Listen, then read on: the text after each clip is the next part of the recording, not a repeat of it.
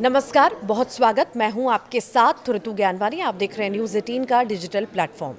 America supreme court ने राष्ट्रपति Donald Trump प्रशासन को ये नीति लागू करने की अनुमति दी कि पासपोर्ट में व्यक्ति केवल जन्म के समय दर्ज लिंग ही चुन सकेगा। ये फैसला ट्रांसजेंडर अधिकारों पर बड़ा असर डाल सकता है। पहले एक्स जेंडर के तहत कई विकल्प चुने जा सकते थे। अमेरिकी सुप्रीम कोर्ट ने गुरुवार को राष्ट्रपति डोनाल्ड ट्रंप प्रशासन को एक बड़ी राहत दी है। कोर्ट ने उस नीति को लागू करने की अनुमति दे दी जिसके तहत पासपोर्ट आवेदन में व्यक्ति अपने लिंग पहचान के अनुसार लिंग नहीं चुन सकेगा। इस फैसले को ट्रंप प्रशासन की ओर से ट्रांसजेंडर अमेरिकियों के अधिकारों पर एक और कड़े प्रहार के रूप में देखा जा रहा है। न्यूज़ एजेंसी रॉयटर्स की रिपोर्ट के मुताबिक सुप्रीम कोर्ट ने अमेरिकी न्याय विभाग के उस अनुरोध को मंजूर किया जिसमें उसने निचली अदालत के उस आदेश को हटाने की मांग की थी जिसने इस नीति पर रोक लगाई थी। अब पासपोर्ट पर केवल व्यक्ति का जन्म के समय दर्ज लिंग ही मान्य होगा। ये नीति उस परंपरा को पलट देती है जो 1992 से लागू थी। तब अमेरिकी विदेश मंत्रालय ने मेडिकल डॉक्यूमेंट के आधार पर व्यक्ति को अपनी लिंग पहचान के अनुसार पासपोर्ट बनवाने की छूट दी थी। अदालत के इस फैसले का 3 लिबरल जजों ने सार्वजनिक रूप से विरोध किया।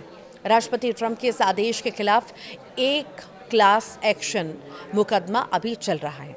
विरोध करने वालों का कहना है कि यह फैसला ट्रांसजेंडर और नॉन बाइनरी लोगों के अधिकारों पर गंभीर चोट है। आखिर बदलाव क्या होगा इस फैसले से, इस आदेश से क्या बदलाव होगा, ये भी जान लीजिए। गौरतलब है कि पूर्व राष्ट्रपति जो बाइडेन ने 2021 में इस नीति को बदलते हुए सभी अमेरिकी नागरिकों को पासपोर्ट आवेदन में पुरुष, स्त्री या तीसरा विकल्प एक्स, नॉन बाइनरी, इंटरसेक्स और जेंडर नॉन कन्फर्मिंग लोगों के लिए था। चुनने की स्वतंत्रता इसमें दी थी। इस फैसले से अब ये स्वतंत्रता नहीं मिलेगी। लेकिन जनवरी में दोबारा सत्ता में लौटने के बाद राष्ट्रपति ट्रंप ने एक के बाद एक कार्यकारी आदेश जारी कर ट्रांसजेंडर लोगों के अधिकारों पर अंकुश लगाना शुरू कर दिया। उन्होंने एक आदेश में कहा था कि अमेरिकी सरकार केवल 2 लिंग यानी कि पुरुष और महिला को ही मान्यता देगी। ट्रंप ने सार्वजनिक मंचों पर ट्रांसजेंडर पहचान को झूठ करार दिया था। सुप्रीम कोर्ट ने इसी साल मई में ट्रंप प्रशासन को सेना में ट्रांसजेंडर लोगों की भर्ती पर प्रतिबंध लगाने की अनुमति भी दे दी थी। तो वहीं रक्षा मंत्री पीट हेग्सेथ ने इस नीति का बचाव करते हुए ट्रांसजेंडर सैनिकों पर आपत्तिजनक शब्द कहकर विवाद भी खड़ा कर दिया था।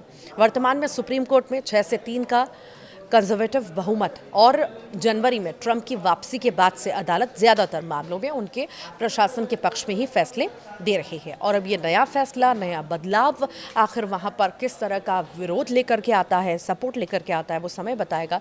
पर कहीं कहीं जगह पर इसका विरोध होना भी शुरू हो चुका है। आप क्या सोचते हैं, ज़रूर बताइएगा।